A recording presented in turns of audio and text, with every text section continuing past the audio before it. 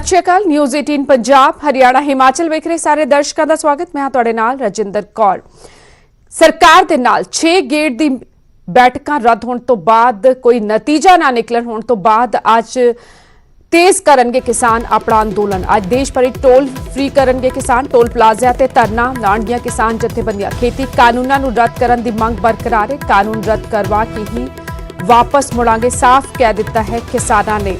6 gate की meeting हुई लेकिन कोई नतीजा नहीं निकलिया। बेसिट्टा रही मीटिंगां अते नाल दे नाल ही किसानां ने अल्टीमेटम दे दिता सी कि अंदोलन तेज किया जाए। सो 12 दिसंबर तो किया जा रहा सी, आज 12 दिसंबर देश भर टोल फ्री किए जाणगे। आज अते टोल प्लाजा ते धरना लाणगियां किसान जथेबंदियां लगातार खेती कानूनां नूं रद्द करन दी मंग नूं लैके किसानां दे मोर्चे धरने चल रहे हैं। इस विचाले आज तो अंदोलन तिखा होएगा।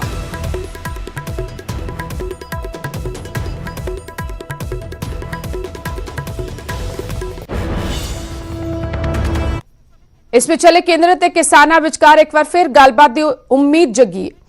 मीटिंग तो बाद किसान जथेबंदियां ने बयान दिता कि असीं गलबात तो इनकार नहीं किया, सद्दा मिलिया तो जरूर विचारांगे। जथेबंदियां ने कहा कि असीं गलबात नहीं, केंद्र ने तोड़ी है गलबात। सो एक बार फिर हो सकता है कि जल्द 6वें गेट की रस्मी मीटिंग होई, क्योंकि 5 मीटिंगां पहला होईयां, उस तो बाद 6वीं मीटिंग गैर रस्मी मीटिंग जिहड़ी किया जा रहा है कि अमित शाह दे नाल होई सी, उस तो बाद एक मीटिंग होनी सी, होई नहीं। मन्निया जा रहा है कि हुण जदों सकारात्मक रुख अपनाया जा रहा है किसानां वालों भी केंद्र वालों भी किया जा रहा है कि गलबात का दौर जारी रहना चाहिए। एक बार फिर गलबात हो सकती है। सरकार कह रही है कि ਤੁਹਾਡੇ ਵੱਲੋਂ ਇਨविटेशन आवे, ਅਸੀਂ ਤੁਹਾਡੇ ਮੂੰਹ ਵੱਲ देख रहे हैं। नहीं, सरकार को हमने कभी इनकार नहीं किया। जब इनविटेशन आएगी तो हम सोच लेंगे। ਤੁਸੀਂ ਇਨविटेशन ਦੇ ਦਿਓ ਕੋਈ, ਤੁਸੀਂ ਇਨविटेशन ਦੇ ਦਿਓ ਕੋਈ। नहीं, हम इनविटेशन नहीं देंगे, सरकार देगी इनविटेशन। हमने बंद नहीं किया रास्ता, सरकार जब बुलाएगी हम जाएंगे। इस विचाले एक बार फिर खेतीबाड़ी मंत्री ने दोहराया कि गलबात का सद्दा देंदे हुए किसानां नूं हल निकलण की उम्मीद जताई है। मैं आशावान हूँ, लगातार हम किसानों से वार्ता के लिए तैयार हैं और मुझे आशा है कि किसान वार्ता के लिए आएंगे और ज़रूर हम बातचीत करेंगे और बातचीत के माध्यम से समस्या का हल निकालने की कोशिश करेंगे।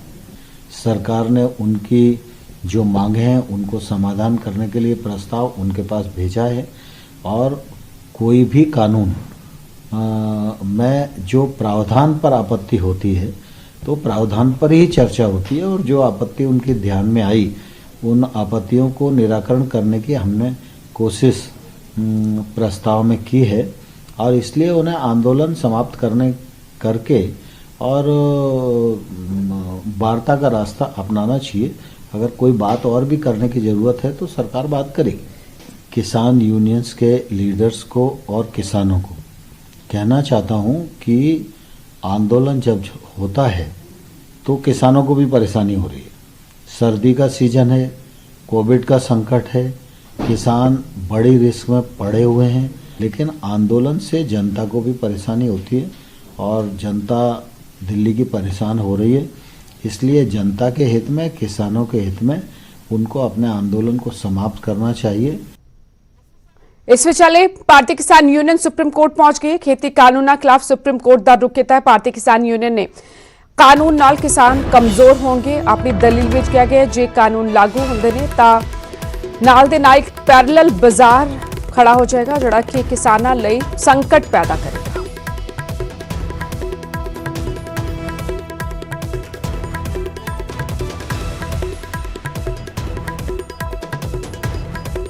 इस विचाले सिंघू बॉर्डर ते बैठे प्रदर्शनकारियों ते FIR दर्ज हुई है। कोरोना महामारी एक्ट ते होर धारावां तहत FIR दर्ज की गई है। सोशल डिस्टेंसिंग की पालना ना करन दा इल्जाम लाया गया। प्रदर्शनकारियों ते रोड ब्लॉक करन दा इल्जाम लाया गया। रेड लाइट ते बैठे प्रदर्शनकारियों ते इल्जाम लाए गए। 7 दिसंबर नूं अलीपुर थाणे च FIR दर्ज हुई सी। लगातार 26 नवंबर तो बाद 27 नवंबर जदों पहुंचे दिल्ली बॉर्डर ते धरना ला के बैठे हुए ने किसान अते इस विचाले सिंघू बॉर्डर ते बैठे प्रदर्शनकारियों ते अलीपुर थाणे विच FIR दर्ज हुई है।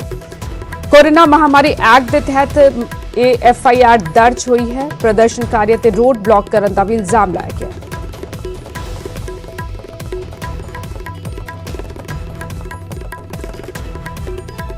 ਇਸ ਵਿੱਚ ਚੱਲੇ ਪੋਸਟਰ ਵਿਵਾਦ ਤੇ ਭਾਰਤੀ ਕਿਸਾਨ ਯੂਨੀਅਨ ਉਗਰਾਹਾਂ ਨੇ ਸਫਾਈ ਦਿੱਤੀ ਹੈ। ਲੋਕਾਂ ਨੂੰ ਸੱਚ ਦੱਸਣ ਵਾਲਿਆਂ ਨਾਲ ਖੜਿਆ ਉਗਰਾਹਾਂ ਵੱਲੋਂ ਇਹ ਕਿਹਾ ਗਿਆ।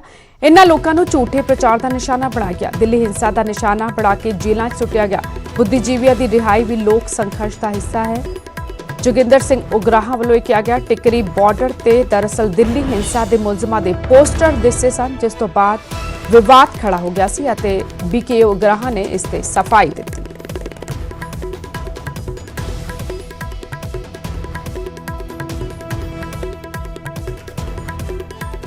टिकरी बॉर्डर ते हुए इस पोस्टर विवाद तो सिंह बॉर्डर ते बैठिया जथेबंदियां ने पल्ला झाड़ लिया। सुनो ये जथेबंदियां उगराहां बारे की कह रही ने। 12 और 14 के लिए सब उसके बारे में सारी चर्चा हुई है। 12 का प्रोग्राम और 14 का प्रोग्राम, इसके अलावा कुछ नहीं। जो आप वो टिकरी बॉर्डर की बात करते हो उससे हमारा कोई संबंध नहीं, वो अलग जयपुर रोड बंद करने। ਟਿਕਰੀ ਬਾਰਡਰ ਨੂੰ ਲੈ ਕੇ ਉਗਰਾਹਾ ਹੋਰਾਂ ਤੋਂ ਪੁੱਛਿਆ ਜਾ ਰਿਹਾ ਕਿ ਕਿਉਂ ਇਸ ਤਰੀਕੇ ਨਾਲ ਕਿਸਾਨੀ ਦੇ ਮਸਲੇ ਦੀ ਜਦੋਂ ਚਰਚਾ ਹੋ ਰਹੀ ਹੈ ਤਾਂ ਫਿਰ ਨਵੇਂ ਮਸਲੇ ਕਿਉਂ ਖੜੇ ਕੀਤੇ ਜਾ ਰਹੇ? ਨਹੀਂ, ਨਵੇਂ ਮਸਲੇ ਨਹੀਂ ਸੁਲਝਾ ਲਏ ਜਾਣਗੇ ਕਿਉਂਕਿ ਉਹ ਵੱਖਰੀ ਆਪਦੀ ਉਹਨਾਂ ਦੀ ਹੈਗੀ ਆ, ਸਾਡੇ ਬੱਤੀਆਂ 'ਚ ਸ਼ਾਮਲ ਨਹੀਂ। 32+1 ਆ ਉਹ ਸਾਨੂੰ ਸਪੋਰਟ ਦਿੱਤੀ ਹੋਈ ਆ, ਉਹਦੇ ਲਈ ਅਸੀਂ ਫੈਸਲਾ ਕਰ ਰਹੇ ਹਾਂ। ਹੁਣ ਪੂਰਾ ਵਿਵਾਦ ਸਮਝਦੇ ਆ ਕਿ ਆਖਿਰ ਕਿਸਾਨ ਅੰਦੋਲਨ 'ਚ ਇਹ ਪੋਸਟਰ ਕਿੱਥੇ ਦਿਸੇ ਤੇ ਕਿਸ ਨੇ ਇਸ ਤੇ ਸਵਾਲ ਚੁੱਕੇ।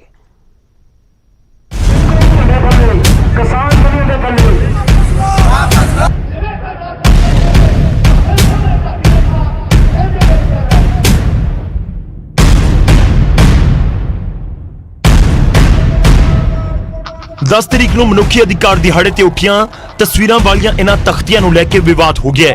ਇਹਨਾਂ ਤਖਤੀਆਂ ਤੇ ਉਹਨਾਂ ਬੁੱਧੀਜੀਵੀਆਂ ਤੇ ਕੁਝ ਮੁਸਲਿਮ ਆਗੂਆਂ ਦੇ ਚਿਹਰੇ ਸਨ ਜਿਨ੍ਹਾਂ ਨੂੰ ਵੱਖ-ਵੱਖ ਮਾਮਲਿਆਂ ਸਰਕਾਰ ਦੇ ਵੱਲੋਂ ਜੇਲ੍ਹਾਂ ਅੰਦਰ ਬੰਦ ਕੀਤਾ ਗਿਆ ਹੈ। ਸੋਸ਼ਲ ਮੀਡੀਆ ਤੇ ਕੁਝ ਲੋਕਾਂ ਨੇ ਸਵਾਲ ਚੁੱਕਿਆ ਕਿ ਇਹ ਕਿਸਾਨਾਂ ਦਾ ਅੰਦੋਲਨ ਨਹੀਂ, ਇਸ ਵਿੱਚ ਹੋਰ ਲੋਕ ਵੜ ਗਏ ਨੇ। ਹੁਣ ਇਹਨਾਂ ਤਸਵੀਰਾਂ ਨੂੰ ਲੈ ਕੇ ਖੇਤੀਬਾੜੀ ਮੰਤਰੀ ਨਰਿੰਦਰ ਸਿੰਘ ਤੋਮਰ ਦਾ ਬਿਆਨ ਵੀ ਸਾਹਮਣੇ ਆਇਆ ਹੈ। ਤੋਮਰ ਨੇ ਕਿਹਾ ਕਿ ਕਿਸਾਨ ਅੰਦੋਲਨ ਨੂੰ ਅਜਿਹੇ ਝਮੇਲਿਆਂ ਤੋਂ ਬਚਣਾ ਚਾਹੀਦਾ ਹੈ। ਅੰਦੋਲਨ ਨੂੰ ਬਿਖੇਰਨ ਦੀਆਂ ਕੋਸ਼ਿਸ਼ਾਂ ਹੋ ਰਹੀਆਂ ਨੇ ਤੇ ਕਿਸਾਨ ਆਗੂਆਂ ਨੂੰ ਸੁਚੇਤ ਹੋਣ ਦੀ ਜ਼ਰੂरत है।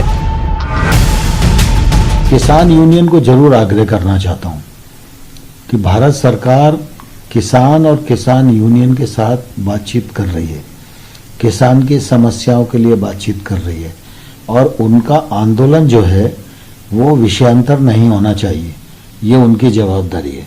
लेकिन मुझे बहुत दुख है कि ये क्या प्रदर्शित करता है। किसान की मांग एमएसपी की हो सकती है, किसान की मांग एपीएमसी की हो सकती है, किसान की मांग एक्ट में प्रावधानों को लेकर हो सकती है, लेकिन ये किसान की डिमांड कहां से हो सकती है? अगर ये डिमांड और ये पोस्टरबाजी अगर वहां हो रही है तो मैं किसान यूनियन के नेताओं से कहना चाहता हूं कि इससे बचना चाहिए और ये किसान आंदोलन को बिखेरने की कार्रवाई। ਦੂਜੇ ਪਾਸੇ ਇਹਨਾਂ ਤਸਵੀਰਾਂ ਨੂੰ ਲੈ ਕੇ ਕਿਸਾਨ ਆਗੂਆਂ ਦਾ ਬਿਆਨ ਵੀ ਸਾਹਮਣੇ ਆਇਆ। ਕਿਸਾਨ ਆਗੂਆਂ ਨੇ ਕਿਹਾ ਕਿ ਮਨੁੱਖੀ ਅਧਿਕਾਰ ਸੰਸਥਾਵਾਂ ਦੇ ਲੋਕਾਂ ਵੱਲੋਂ ਇਸ ਖਾਸ ਦਿਨ ਤੇ ਪ੍ਰੋਗਰਾਮ ਕੀਤਾ ਗਿਆ, ਪਰ ਸਾਡੀ ਸਟੇਜ ਤੋਂ ਕਿਸਾਨੀ ਮੁੱਦਿਆਂ ਦੀ ਹੀ ਗੱਲ ਹੁੰਦੀ ਹੈ। व्हील जैकेट अभी मुझे मालूम है, व्हील जैकेट ये नहीं होगा। हमारे मन से ये नहीं होता। यहाँ आप देख रहे हम हर रोज वापस भेज रहे हैं सबको।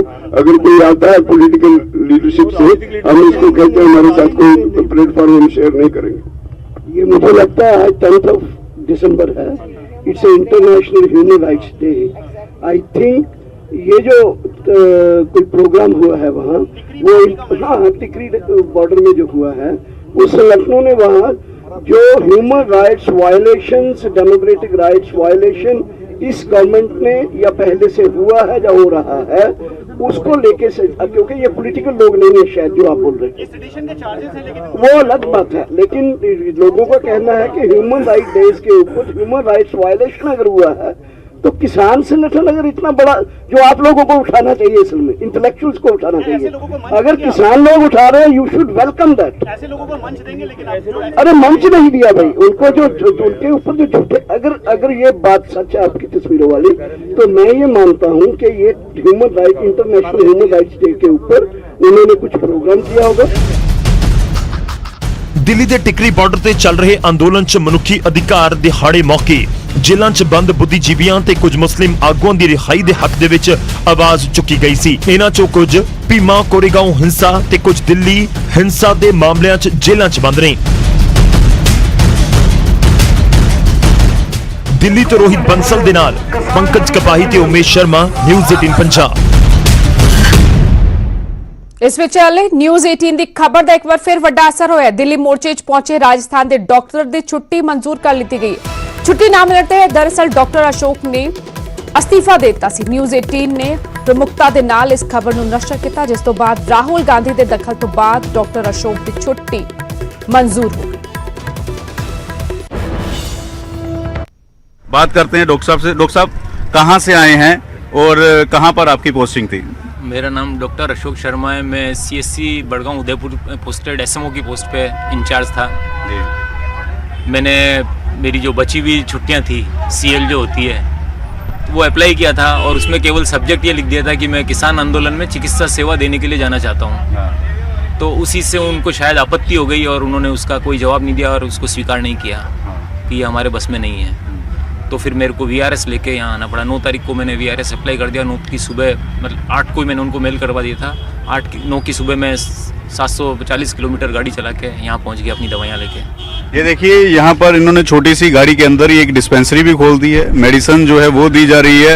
तमाम यहाँ पर जो भी आंदोलनकारी हैं, जो भी किसान हैं, उनको अगर कोई भी चोट लगती है या फिर किसी भी तरह से दवाइयों की ज़रूरत होती है तो अपनी गाड़ी को एक डिस्पेंसरी बना दिया और यहाँ पर दवाइयाँ जो हैं वो दे रहे हैं। डॉक्टर साहब, ये बताइए कि छुट्टी क्यों नहीं दी गई आपको? क्योंकि छुट्टी आप कह रहे हैं कि आपकी छुट्टियाँ पड़ी हुई थी, और क्या वजह रही कि आपको छुट्टियाँ नहीं दी गई? ये केवल इसका जो सब्जेक्ट है, किसान आंदोलन जो सब्जेक्ट है, ये लिखना मेरे लिए भारी पड़ गया। मैं यदि कोई छोटी मोटी बात लिख देता कि घर में फलाना बीमार है या मेरे को अपने माता पिता से मिलने जाना है या किसी मेरा बच्चा बीमार है, देश का अन्नदाता बीमार है, उसकी सरकार को चिंता नहीं है।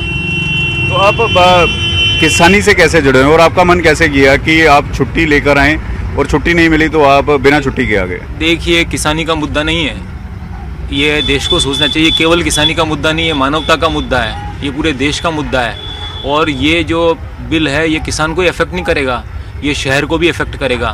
वही सामान बिकने शहर में आएगा, ये शहरवासियों का भी मुद्दा है। ये केवल किसानी का मुद्दा नहीं, और सबसे बड़ी बात मानवता का मुद्दा है। आपने अपने सीनियर से क्या बात की जब आपने छुट्टी मांगी? उन्होंने मना कर दिया, उन्होंने कहा कि ऐसा कोई सब्जेक्ट ही नहीं है कि आंदोलन में जाना है। पहली बार उनके सामने भी सब्जेक्ट आया होगा, आप कोई और सब्जेक्ट भी लिख सकते थे, और आपके सीनियर ने क्या कहा? नहीं, झूठ क्यों बोलना। मैं चाहता था इस मुद्दे की तरफ भी उनका भी ध्यान जाए और डॉक्टर्स का भी ध्यान जाए, और शायद मेरे को छुट्टी दे देते तो कई डॉक्टर्स और या नर्सिंग स्टाफ और मेरे साथ आते। तो अब बिना छुट्टी के आप आए हैं तो आप पर कार्रवाई क्या हुई है? अब मेरे ने जो VRS लेटर लिखा है इनको, स्वैच्छिक सेवानिवृत्ति, उसको इन्होंने आगे जयपुर भेज दिया है स्वीकार करने के लिए। तो उससे मेरे को या तो सेवानिवृत्ति दे देंगे या फिर सस्पेंड करेंगे।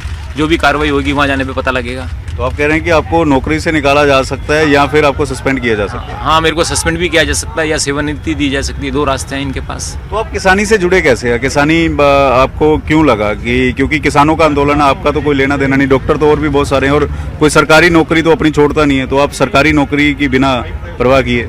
आप देखिए, आप खुद देखिए कि कोई आदमी छत पे एक दिन सो के देख ले तो उसको पता लगे ये जो सड़क पे लोग घूम रहे हैं, किसान जो खेती करता है, अन्नदाता है, वो किस तरह से सड़क पे सो रहा है, कैसे टॉयलेट कर रहा है, कैसे नहा रहा है, वो देख लीजिए। मैं खुद 9 तारीख से यहाँ कैसे रह रहा हूँ, मैं जानता हूँ।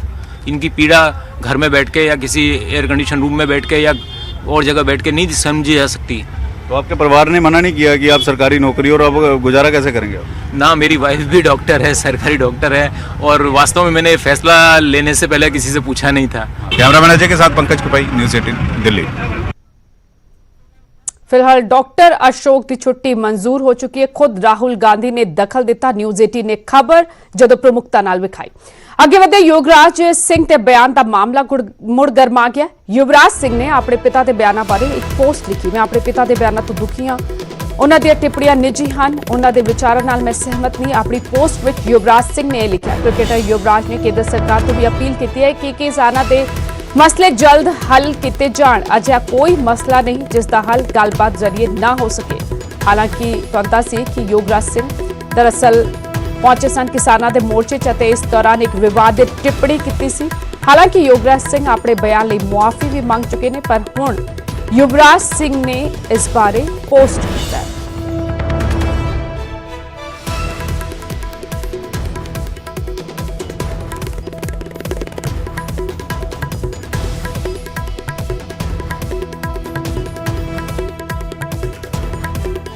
छोटे ਜਿਹੇ ब्रेक लिए रुक रहे हैं।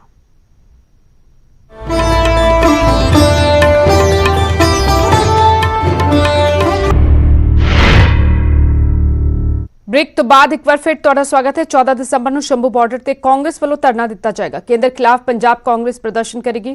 ਕਿਸਾਨਾਂ ਦੀਆਂ ਮੰਗਾਂ ਤੇ ਤੁਰੰਤ ਕੇਂਦਰ ਸਰਕਾਰ ਗੌਰ ਕਰੇ। ਸੁਨੀਲ ਜਾਖੜ ਨੇ ਮੰਗ ਕੀਤੀ ਕਿਸਾਨਾਂ ਦੇ ਹੱਕ ਵਿੱਚ ਵੱਡੀ ਰੈਲੀ ਵੀ ਕਰਾਂਗੇ। ਪੰਜਾਬ ਕਾਂਗਰਸ ਹਮੇਸ਼ਾ ਤੋਂ ਹੀ ਕਿਸਾਨ ਹਿਤੈਸ਼ੀ ਹੈ। ਅਕਾਲੀ ਦਲ ਤੇ ਵੀ ਇਸ ਦੌਰਾਨ ਸੁਨੀਲ ਜਾਖੜ ਨੇ ਨਿਸ਼ਾਨਾ ਸਾਧਿਆ। ਪਹਿਲਾਂ ਅਕਾਲੀ ਦਲ ਨੇ ਕਾਨੂੰਨਾਂ ਤੇ ਬੀਜੇਪੀ ਦਾ ਪੱਖ ਪੂਰਿਆ। ਅਕਾਲੀ ਦਲ ਦੀ ਸਹਿਮਤੀ ਨਾਲ ਹੀ ਖੇਤੀ ਕਾਨੂੰਨ ਬਣੇ ਨੇ। ਸੁਨੀਲ ਜਾਖੜ ਕਹਿੰਦੇ ਨਜ਼ਰ ਆਏ।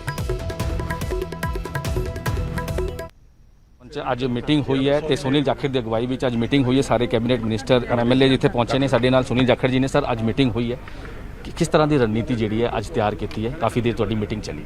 ਦੇਖੋ, 14 ਤਾਰੀਖ ਨੂੰ ਸਾਰੇ ਪੰਜਾਬ 'ਚ ਜਿਸ ਤਰ੍ਹਾਂ ਧਰਨੇ ਕਿਸਾਨਾਂ ਦੇ ਹਮਾਇਤ ਦੇ ਵਿੱਚ ਜਿਹੜੇ ਕਾਲੇ ਕਾਨੂੰਨ ਵਾਪਸ ਲੈਣ ਵਾਸਤੇ ਕੇਂਦਰ ਸਰਕਾਰ ਨੂੰ ਅਸੀਂ ਸੁਨੇਹਾ ਲਾਣਾ ਚਾਹੁੰਦੇ ਹਾਂ।